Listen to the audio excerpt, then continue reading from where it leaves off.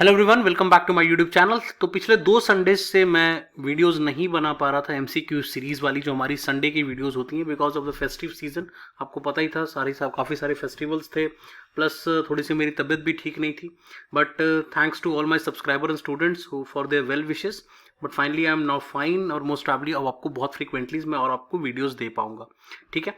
इसके अलावा MCQ series जो नवंबर में काफ़ी सारे स्टूडेंट्स ने ज्वाइन किया है, so thanks to them also, जिन्होंने मुझ पर ट्रस्ट किया है। और मोस्ट प्रॉब्ली मेरी जो नई एमसीक्यू सीरीज है वो आपको बहुत ज़्यादा फायदे करेगी। अगर आप भी प्रैक्टिस करना चाहते हैं एमसीक्यू सीरीज को, तो आप मेरी वो सीरीज ज्वाइन कर सकते हैं, राइट। आज हम दोनों संडेज के जितने भी मैंने एमसीक्यूज कराए हैं उन सबको हम यहाँ पे कवर करेंगे। So this will be lecture 9 and lecture 10. So this will be lecture 9 and lecture 10 of the MCQ series. तो ज़्यादा टाइम बिना वेस्ट किए let's begin. So the first question जो इस बार इस वीक में मैंने डाला था, that was dash defined the basic problem of managing an art of knowing exactly what you want the men to do and then see what they do it in the best and cheapest way. अब ये जो question था, इसमें आप देख सकते हैं यहाँ पर ऑलमोस्ट 551 लोगों ने रिस्पॉन्ड किया है।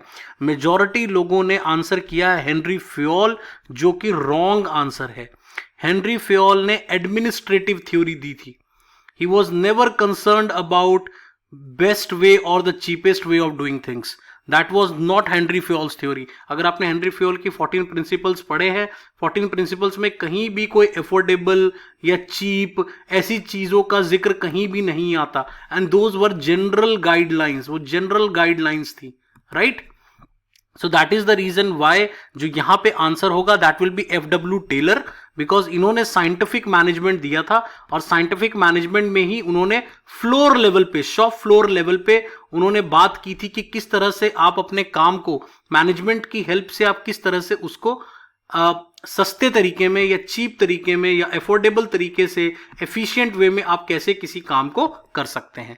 सो that is the reason why. तो इसका जो आंसर होगा that will be FW Taylor. तो यहां पर आपका स्कोर 0 हो जाता है, मेरा स्कोर 1 हो जाता है, right.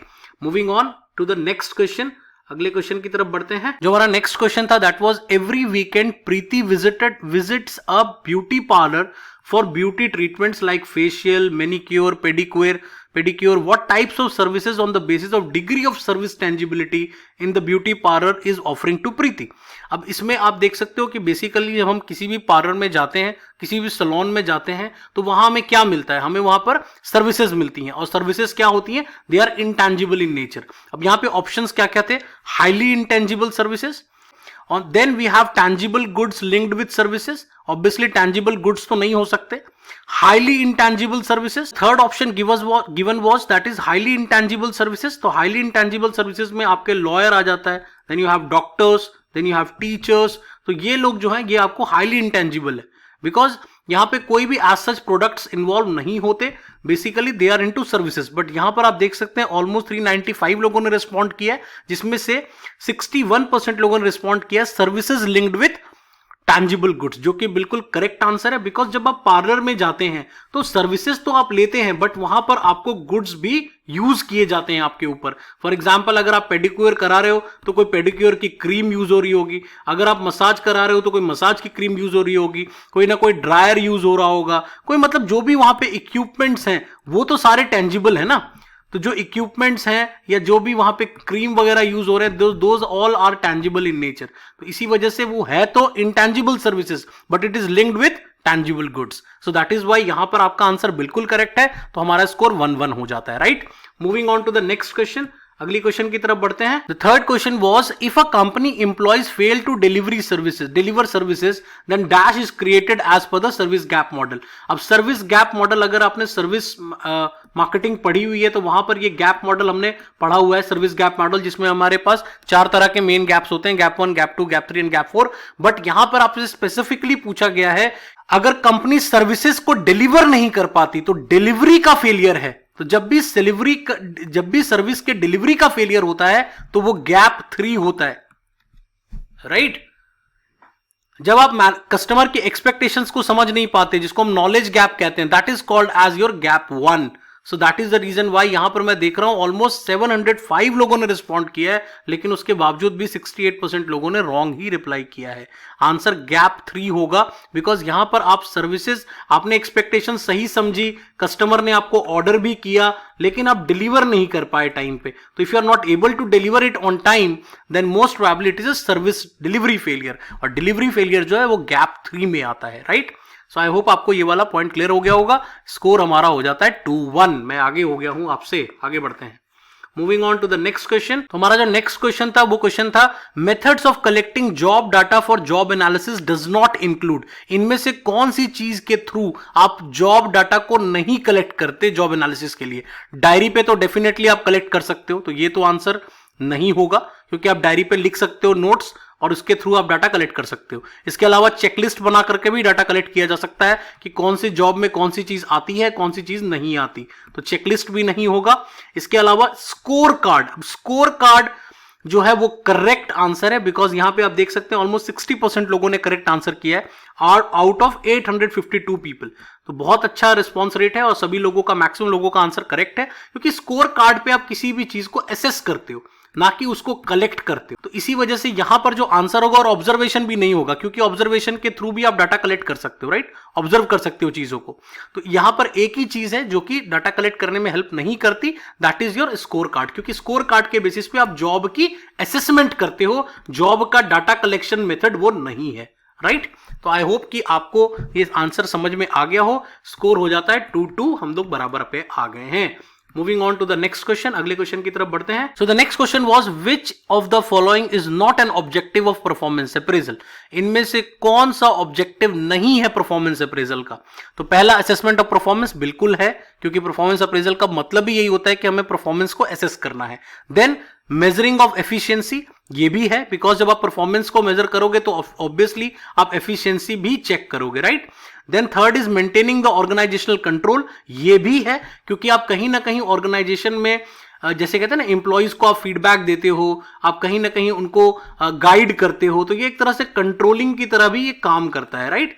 And then moving on to next one, that is called designing the organisation goal. Obviously ये आंसर नहीं, ये आंसर होगा इसका, ये आंसर इसलिए होगा बिकॉज परफॉर्मेंस अप्रेजल कभी भी ऑर्गेनाइजेशन गोल बनाने में काम नहीं आता, right. So it is important to understand कि ये ह्यूमन रिसोर्स मैनेजमेंट का फंक्शन है, जो कि सिर्फ एचआर के ऑब्जेक्टिव्स को पूरा करने में हेल्प करता है, right, that to related to performance assessment, ठीक है। और यहां पर मैं देख रहा हूं कि ऑलमोस्ट आउट ऑफ 636 पीपल 70% लोगों ने करेक्ट आंसर किया है, तो आपका आंसर सही है, आप मुझसे आगे हो जाते हैं, 3-2 से आप लीड कर रहे हो, right. Moving on to the next question, अगले क्वेश्चन की तरफ बढ़ते हैं। So Roshan the sales executive of Eureka Forbes would like to sell you a vacuum cleaner, ठीक है। He directly represents the company and there are no intermediaries selling the company's product. यहां पर आप देख सकते हो कि क्या बताया जा रहा है कि रोशन एक सेल्स एग्जीक्यूटिव है जो कि डायरेक्टली कस्टमर्स को प्रोडक्ट बेचते हैं। यहां पर कोई भी बीच में इंटरमीडिएरीज नहीं है। इंटरमीडिएरीज का मतलब चैनल मेंबर्स होते हैं। चैनल मेंबर का मतलब डीलर हो गया, होलसेलर हो गया, रिटेलर हो गया, तो वो सब कुछ भी यहां पे इन्वॉल्व नहीं है। तो what type of distribution channel eureka Forbes follow कर रहा है? तो ऑब्वियसली कंपनी अगर डायरेक्टली बेच रही है कस्टमर्स को, कंपनी डायरेक्टली बेच रही है, तो इसका मतलब क्या हो गया? ये आंसर होगा 0 लेवल, राइट, क्योंकि आपने 0 लेवल से आप इसको, कोई भी बीच में नहीं है। अगर एक भी इंटरमीडिएरी बीच में होता तो वो 1 लेवल हो जाता, अगर 2 होते तो 2 लेवल हो जाता, अगर 3 होते तो 3 लेवल हो जाता। अगर आप इस बात से कंफ्यूज हो गए कि रोशन एक सेल्स एग्जीक्यूटिव है और वो कहीं ना कहीं 1 लेवल में आता है, क्योंकि मैं देख रहा हूं 56% लोगों ने 1 लेवल कहा है, जो कि रॉन्ग आंसर है, बिकॉज 1 लेवल नहीं होगा, क्योंकि रोशन खुद कंपनी को रिप्रेजेंट कर रहा है। तो जब ये खुद कंपनी को रिप्रेजेंट कर रहा है, लिखा भी हुआ है यहां पे देखो, रिप्रेजेंटिंग द कंपनी, जब वो डायरेक्टली कंपनी को रिप्रेजेंट कर रहा है तो इसका मतलब वो 0 लेवल में आएगा, जो कि 31% लोगों ने सही आंसर किया है। आई होप ये वाला पॉइंट क्लियर हो गया। ये लेवल्स ऑफ डिस्ट्रीब्यूशन का टॉपिक है, इससे काफी क्वेश्चंस एग्जाम्स में पूछे जाते हैं, specifically in the marketing section. Moving on to the next question, अगले क्वेश्चन की तरफ बढ़ते हैं। हमारा जो नेक्स्ट क्वेश्चन था, according to the clause 19 of independent directors, what can be the maximum tenure of independent directors? Again the question from corporate governance, ये corporate governance का question है। तो corporate governance में आपसे clause 49 के accordingly जो independent directors बनाए जाते हैं उनका maximum tenure क्या होता है? तो यहां पर आप एक चीज समझ लो, इनका tenure ही 2 terms होता है। तो 3 terms वाले तो दोनों ऑप्शन खत्म हो जाते हैं, अब रह जाता है 2 terms। अब 2 terms में क्या 10 ईयर ईच या 5 ईयर ईच। तो आपको पता ही है मोस्टली, अगर आप लॉजिक से भी चलें तो आपको ये पता होना चाहिए, मोस्टली हमारे यहाँ पे इंडिया में आपके देखोगे 5 ईयर्स का ही टर्म होता है, राइट। और यहाँ पे मैं देख रहा हूँ 68% लोगों ने बिल्कुल करेक्ट आंसर किया है आउट ऑफ 470 पीपल। तो इसका मतलब ये है कि इसका आंसर होगा 2 term that is 5 year each, right. That is the correct answer. ठीक है, moving on to the next question, अगले क्वेश्चन की तरफ बढ़ते हैं। So the next question is which of the following variable is not known in IRR. जो IRR हम financial management में निकालते हैं वहां पर आपसे पूछा जा रहा है कि इसमें से कौन सा वेरिएबल नहीं पता होता हमें। तो वहां पर हमें क्या क्या चीजें पता होता है, लाइफ ऑफ द प्रोजेक्ट पता होता है, लेकिन आपने पता नहीं क्यों मैक्सिमम लोगों ने आंसर किया है कि हमें पता ही नहीं होता लाइफ ऑफ द प्रोजेक्ट। उसके अलावा इनिशियल कैश फ्लोज भी गिवन होता है, टर्मिनल इनफ्लोज भी गिवन होता है, सिर्फ डिस्काउंट रेट होता है जो हमें पता नहीं होता, वही तो हमें निकालना है, तो इसीलिए हमें वो पता नहीं होता। तो इसलिए इसका आंसर होगा डिस्काउंट रेट। तो ये इसका करेक्ट आंसर था, बट आपने गलत कर दिया। अप्रोक्सीमेटली 574 में से सिर्फ 20% लोगों ने ही करेक्ट आंसर किया है, राइट। तो discount rate will be the right answer. Moving on to the next question, आगे वाले क्वेश्चन की तरफ बढ़ते हैं। So the last question for today's session that was which of the following does Campbell 1989 suggest the dimension of valuable mission statement. Campbell ने 1989 में जो mission statement को की डेफिनेशन दी थी उसमें से कौन कौन से डायमेंशंस के बारे में यहां पर बात की गई थी। अब इसमें ऑप्शंस हमारे सामने क्या आता था, differentiates the business from competitors, states the objective of organization, meaningful and relevant to stakeholders, states the value of the organization। अगर आप ध्यान से देखो जो सबसे यूनिक पॉइंट यहां पे था वो ये था, और कैम्बल ने एक्चुअली अपने मिशन स्टेटमेंट में यही बात कही थी कि मिशन स्टेटमेंट्स इस तरह से होनी चाहिए कि वो ऑर्गेनाइजेशन की वैल्यूज को डिफाइन करे, वैल्यूज को बताए, आप उसको मेंशन करो इन द मिशन स्टेटमेंट, जो कि सिर्फ 14% लोगों ने ही करेक्ट आंसर किया है। ये वाला तो बहुत कॉमन था कि objective of the organisation, that is what objective, वही तो मिशन स्टेटमेंट होता है, व्हाई वी एग्जिस्ट, राइट, वही तो ऑब्जेक्टिव बताता है। तो ये तो कॉमन था। कैम्बल ने क्या स्पेशल दिया, तो कैम्बल ने आपको वैल्यूज के बारे में बताया था। तो आई होप कि आपको ये एमसीक्यू सीरीज मेरी पसंद आ रही है। मैं लगातार क्वेश्चंस पोस्ट कर रहा हूं, बट मैं देखता हूं कि मेजॉरिटी स्टूडेंट्स यहां पर रॉन्ग आंसर करते हैं, जो कि थोड़ा सा मुझे तकलीफ देता है, क्योंकि मुझे लगता है कि अगर आप किसी भी कॉम्पिटिटिव एग्जाम की तैयारी कर रहे हैं तो आपको ये सारे क्वेश्चंस आने चाहिए। और क्योंकि इसमें मैं बहुत ज़्यादा टफ कोई क्वेश्चन नहीं डालता, जनरली मैं अपने एमसीक्यू टेस्ट में जो मैं प्रैक्टिस कराता हूँ वहाँ पे काफ़ी फिर भी लेवल वाइज आपको देखने को क्वेश्चन मिलता है।